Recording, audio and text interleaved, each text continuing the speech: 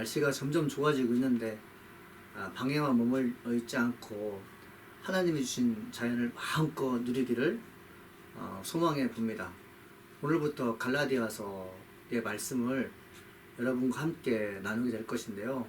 이 나누는 동안에 하나님께서 여러분에게 주시는 말씀을 새롭게 하며 또 말씀을 통해서 여러분이 한결 성숙한 분들이 되었으면 참 좋겠습니다. 우리 찬송가 527장 보시겠습니다.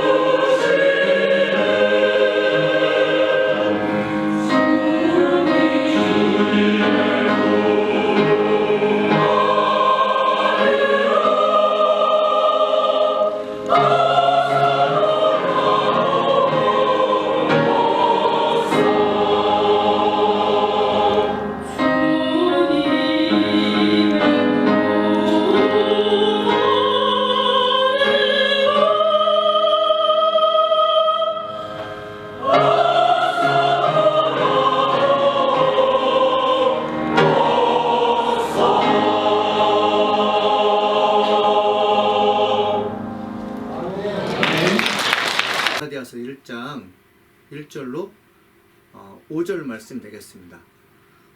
우리 한번 읽어볼까요? 읽어보겠습니다.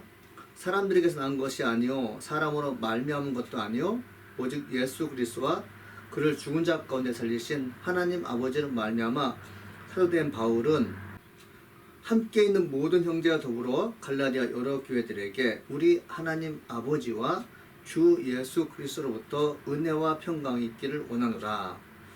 그리스도께서 하나님 곧 우리 아버지의 뜻을 따라 이 악한 세대에서 우리를 건지시려고 우리 죄를 대속하기 위하여 자기 몸을 주시니 영광이 그에게 세세토록 있을지어다.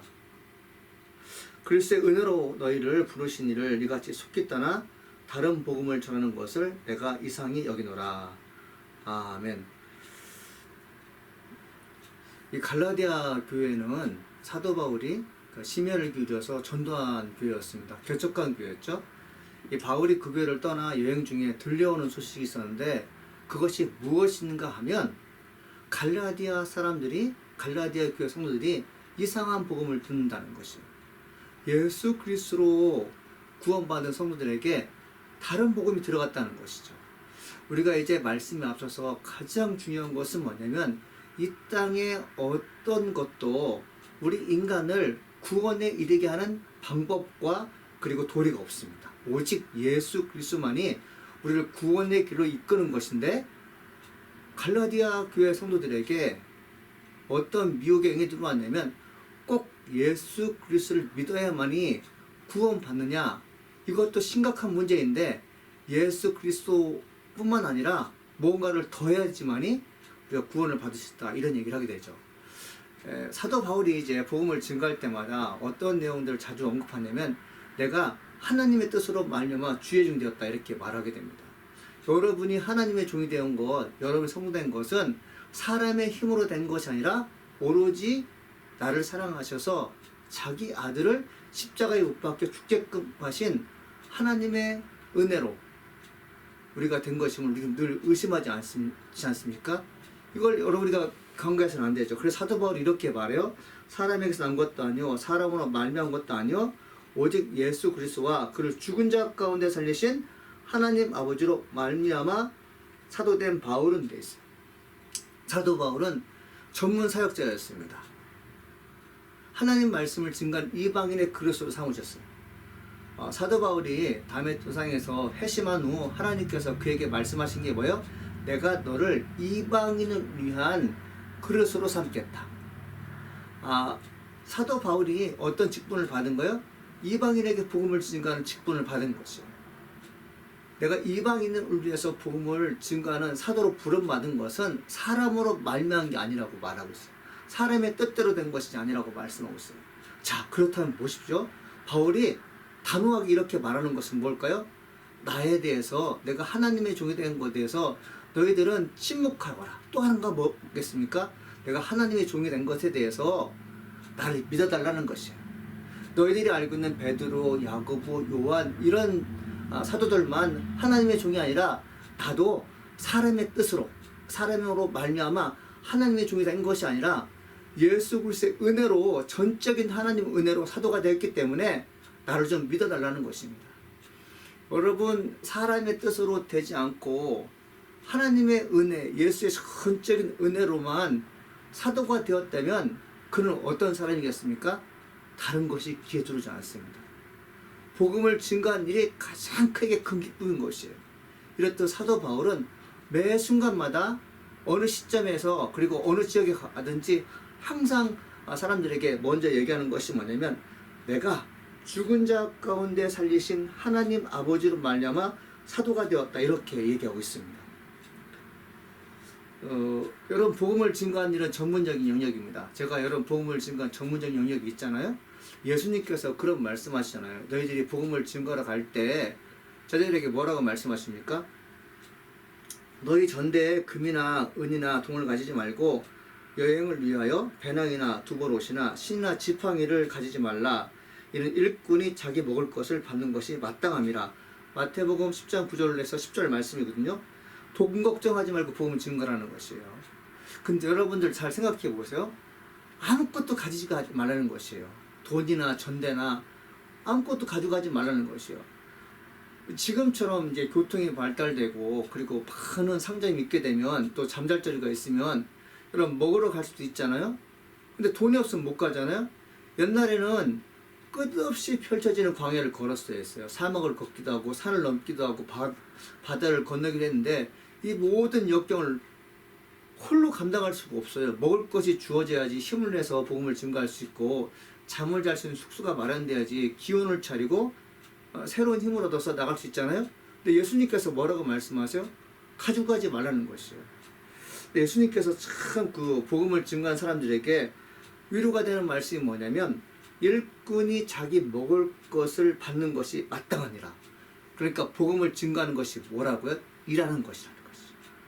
자, 복음을 증거하는 사람들이 일을 하는 것인데 그 자체가 일하는 것인데 복음을 증거하는 자들을 위해서 마땅하게 보상해 주신 분 누구랄까요? 하나님이시라는 거죠. 내가 너희들을 일시켰으니까 내가 너희들에게 먹을 것 주고 또 내가 너희 일 시켰으니까 자연스럽게 잠잘 자리도 마련해 주겠다는 거죠. 자, 그렇다면 하나님은 어떻게 제자들을, 어떻게 사도들을 잠자리를 제공해 주고 또 돈을 주었을까요? 그것은 사람을 감동시키는 것입니다. 저는 복음을 증거한 일꾼으로서 복음의 일을 하는 거지만 여기 계신 성도 여러분들은 하나님의 말씀을 듣고 감동을 받아서 주의 종을 공개하는 것이 이게 바로 협력하여 선을 이루는 것이죠. 그 믿음의 사람들, 복음을 증거하는 사람들이 당당한 것은 뭐냐면 내가 사람들로부터 물질을 공급받는 것이 아니라 하나님께서 주신 것이고 하나님께서 누군가 감동되어서 그 받은 것을 산다기 때문에 꺼리낌 없이 복음을 증거하는 것을 볼 수 있습니다. 이 사도 바울이 이제 복음을 증거하면서 그런 얘기를 하게 돼요. 함께 있는 모든 형제와 더불어 갈라디아 교회들에게 우리 하나님 아버지와 주 예수 그리스도부터 은혜와 평강이 있기를 원하노라. 여러분, 제가 언젠가 은혜가 뭐라고 그랬죠? 뭐 여러 가지 뜻이 있죠. 근데 은혜는 하나님의 선물이라는 것이. 은혜는 하나님의 선물로서 어떤 은혜가 주어진가요? 죽은 자를 다시 살리시는 그 능력을 선물로 저희가 받은 것이에요. 하나님 말씀을 믿는 자들에게 주어진 것이 무엇이라고요? 영생이라는 것이죠. 이게 은혜예요. 내가 비록 죄인이지만 여러 번 강조하고 재차 강조하는 거지만 내가 죄인임에도 불구하고 하나님의 은혜로 말미암아 영생을 얻었다는 것이에요. 세상에서 줄 수 없는 거, 사람으로 말미암아 줄 수 없는 게 뭐라고요? 내가 다시 사는 것입니다. 그 은혜의 선물이 바로 죽음에서 부활하신 예수를 내가 받아들이는 것이에요. 사도 바울이 얘기해요. 나와 함께 형제들이 있다. 내가 너희들에게 꼭 주고 싶은 것이 있다. 확인시켜주고 싶은 것이 있다. 예수 그리스도의 은혜와 평강이 너에게 있기를 원하노라. 예수님 주신 은혜와 평강이 있기를 원하노라. 세상을 돌아봐도 은혜가 있고 평안이 있는 사람들이 많지 않습니다. 많은 것을 얻었지만 늘 불안함이 있어요. 그런데 예수를 믿는 믿음이 있는 사람들에게는요, 평안함이 있어요. 사람이 주는 것이 아니라 하나님께서 주신 평안이 있기 때문에 평안이 있는 것입니다. 사람은 번뇌하는 사람이에요. 고뇌하는 사람이에요. 염려를 잘 해결하지 못합니다. 내가 가진 염려를 남들에게 전이하는 것은 잘하지만 타인이 갖고 있는 염려를 내가 해결하는 데는 참 부족한 사람이에요. 지금 말씀을 듣고 있는 김종순 권사님, 팽지성 권사님, 양미안 집사님 등등 다 포함해서 우리가 가지고 있는 문제를요, 남들에게 얘기할 때 부끄러운 것은 무엇입니까? 내가 가지고 있는 문제도 해결 못하는데 정말 내가 가지고 있는 문제를 타인에게 부탁했을 때 그 사람도 문제 해결하지 못하는데 부탁하는 나 자신이 참 부끄러워서 더 이상 염려를 남에게 맡기지 않는 것입니다. 근데 놀라운 것은 뭐냐면 하나님의 평안이 있는 사람들에게는 어떤 은혜가 주어지는 것이에요? 또 은혜가 나오네요. 하나님의 평안이 주어진 사람들에게는요, 미래를 향하여 나갈 수 있는 마음이 있어요. 용기가 생긴다는 거죠. 왜 주어집니까? 주께서 나와 함께 하시기 때문에 그래요. 죽음에서 부활하신 예수와 함께 하셨던 하나님께서 또 어떻게 역사하십니까? 죽음에서 역사하시기를 나를 위해서 예수님께서 함께 하신다는 것을 믿기 때문에 평안이 있는 것이에요. 바울이 바로 그 점을 강조하고 있어요. 사랑하는 우리가 알 것인데 뭐냐면 복음과 고난은 항상 동반을 합니다. 같이 가는 것이에요. 근데 복음은 앞으로 나가고 고난은 우리를 기다립니다. 이게 뭐예요? 복음이 앞으로 간다고요? 고난이 기다려요. 어떤 사람이 고난이 기다리고 있는 현장으로 가겠습니까? 쉬운 길로 가게 되고 편안한 길을 차지하게 되고 쉽게 돈벌이 하는 곳을 사람이 찾아놨지, 내가 일하게 되면 심각한 고난이 있을 거야 라고 가는 사람이 어디 있겠어요? 근데 복음을 증거하는 사람들, 우리 크리스찬들은 복음을 가지고 나갈 때 고난이 기다리고 있다는 것을 알지만 가는 이유는 뭘까요? 하나님께서 은혜와 평강을 주실 것을 믿기 때문에 앞으로 나가는 것입니다. 사랑하는 여러분, 우리가 지금 매우 힘들고 어려운 삶이 주어지고 있지만 앞으로 나갈 수 있는 길이 무엇입니까? 하나님께서 나와 함께 하시기 때문에 그래요. 지금 여러분 코로나 바이러스 때문에 이웃들이 매우 어려운 가운데 있습니다. 오늘은 우리와 함께 신앙생활 하셨던 이면학 집사님의 어머니께서 소천하셨습니다. 그분의 발인 예배가 오늘 드려지는 것인데 인생은 끝이 있어요. 끝이 다 있다는 거죠. 그 끝을 향해 달려가는 우리들에게 불안이 주어지지 않고 평안이 주어지는 것은 뭐냐면 하나님의 은혜가 나와 함께하기 때문에 그렇습니다. 오늘도 여러분들에게 하나님의 은혜가 있기를 간절히 축원합니다. 기도하시겠습니다. 은혜가 풍성하신 하나님 아버지 감사합니다. 사랑하는 종들을 기억하여 주셔서 은혜와 평강이 있는 능력의 종들 되게 도와주옵소서. 우리는 힘이 없고 연약하지만 주님이 주시는 평안이 있게 되면 우리는 앞으로 나갈 수 있는 줄 믿습니다. 하나님, 우리에게 주어진 고난을 끝나면 우리는 예수 믿는 의미가 없어요. 우리가 앞으로 나갈 수 있는 것은 고난이 우리에게 찾아와도 이를 넉넉하게 이기게 하시는 예수님께서 나와 함께 하시기 때문에 나는 승리하는 것입니다. 주님, 오늘도 역사하시는 하나님 찬양하며 살아계신 예수님의 이름으로 기도합니다. 아멘. 주기도문으로 예언하시겠습니다. 하늘에 계신 우리 아버지여, 이름이 거룩히 여김을 받아오시며 나라가 임하옵시며 뜻이 하늘에서 이루어진 것 같이 땅에서 이루어지리라. 오늘날 우리에게 일용할 양식을 주옵시고 우리가 우리에게 제 지은자를 사해 준 것 같이 우리 죄를 사해 주옵시고 우리를 시험에 들지 말게 하옵시며 다만 악에서 구하옵소서. 대개 나라와 권세와 영광이 아버지께 영원히 싸움나이다. 아멘.